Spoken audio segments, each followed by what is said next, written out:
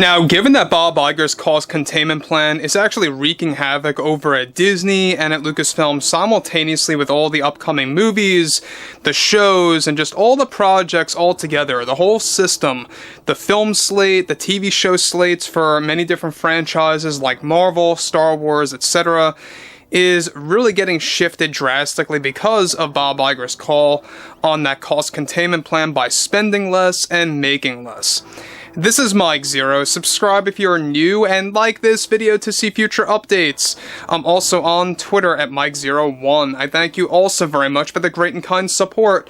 And let's get right into what's going on with Jon Favreau. Now, a lot of people would say that Favreau is a great world builder when it comes to The Mandalorian. I myself will agree that Mando Season 2 was probably the peak of Star Wars, at least under Disney's wing. I think that they did a good job with that. Season 3 was a big letdown for myself and a lot of fans out there, almost on the same level of The Last Jedi.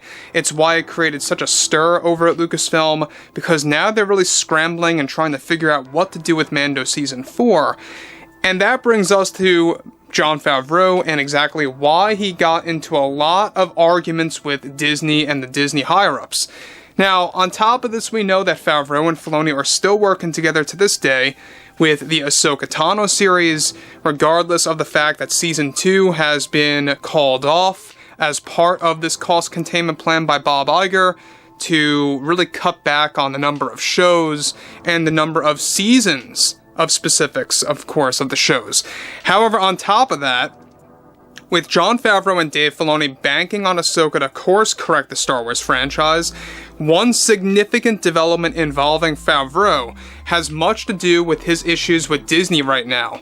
Now, Favreau reportedly got into multiple heated arguments with the Disney higher-ups, and even gave out ultimatums about his involvement with future films and shows after they recently finalized a plan and strategy to reduce the number of episodes planned for Mando Season 4 from 12 down back to the original and traditional 8 episodes, and are limiting budgets per episode for Favreau to deal with.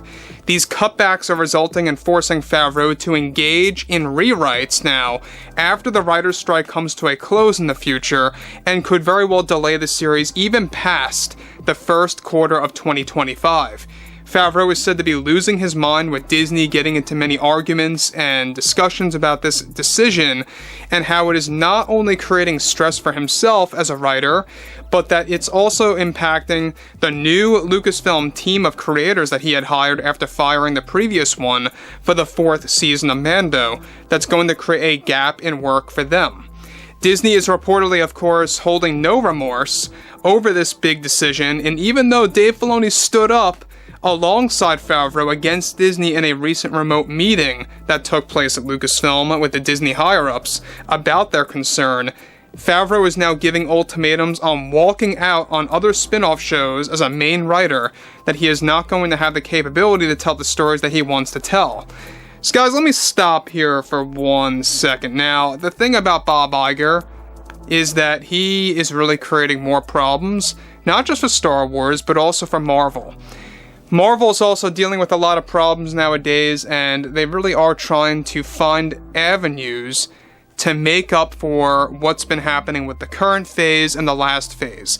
Now, given and granted that a lot of the upcoming Marvel shows are just wishy-washy, it's really mixed, a lot of people are not really looking forward to those, and especially let's not forget about the Marvels, which by far I believe is going to be the biggest MCU bomb of all time. Maybe I'll be wrong about that, we shall see, but nobody wants to have Brie Larson back on the big screen. Let's be honest about this.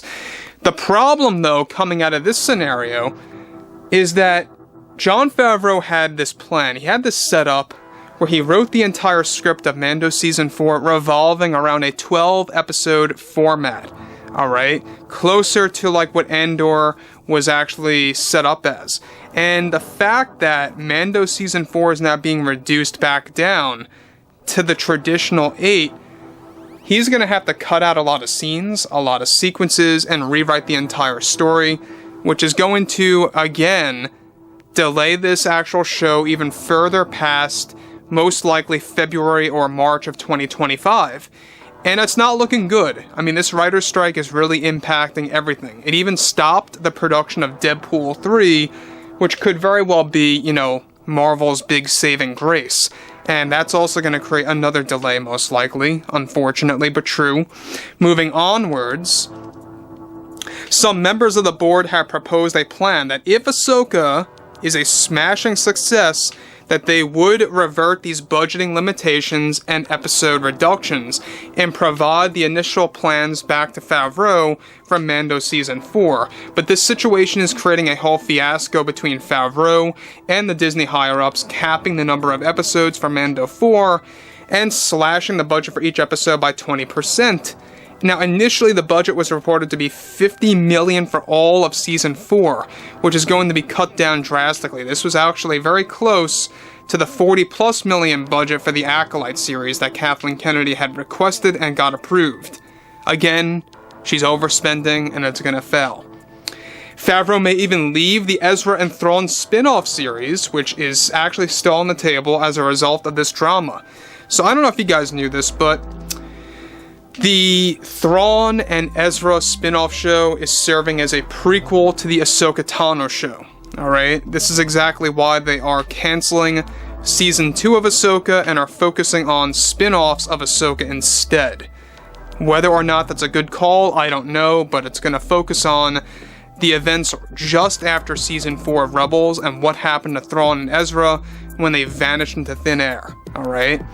Now, the problem with this too is that this is causing such a scene now behind closed doors that Favreau wants out on a lot of projects. He's giving ultimatums, he wants to, you know, walk off of some of these projects because it's too much stress, it's too much work, and let's face it, it's inconsistent. Imagine writing a whole script, guys. Imagine you're in the shoes of a writer. You spend your day and your nights writing these scripts, and only for Disney to tell you, yeah, we're initiating cutbacks, we need you to rewrite this thing all from scratch, and it's gonna take months worth, you know, of work again to get this ball rolling. Imagine the fatigue, imagine the mental fatigue that you have to go through to do that. I can see Favreau's point on this. I can most certainly see also why Favreau would be very much losing it with the Disney higher-ups and making these ultimatums. So, hey, good on him for standing up against Disney, but it doesn't seem to be doing too much good because they're so stubborn. However, the only good thing out of this is that they are giving him a bargaining chip. Is that if Ahsoka does well, they are going to give him the plans back for Mando Season 4, but not anything else for the other projects. Everything else is going to be having a lot of budgeting limitations and reduced amount of episodes. So anyways, guys, I would really like to hear your take on everything going on with Favreau right now, the Disney higher-ups, and everything. So, yeah, I would like to hear your take on this, guys, and if you guys did enjoy the content for today, make sure to drop a thumbs up on this video to support the channel, and I will catch you guys next time.